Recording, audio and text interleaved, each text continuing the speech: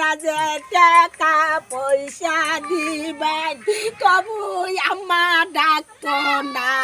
আমার এই ঋণ করে দিব ৬-৭ লাখ টাকা ঋণ আছে গো।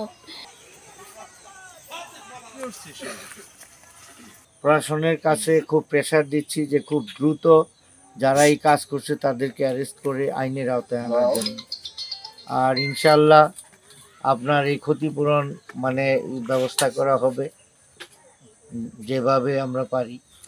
কাজ করে যাচ্ছে, আমরা আশা করি খুব দ্রুত এটার মানে যে কারা করছে এটা উদ্ঘাটন হবে এবং বিচারের আওতায় আসবে। আমার সংসার দেখবো সবাই দেখবো ইনশাআল্লাহ, চিন্তা করেন না।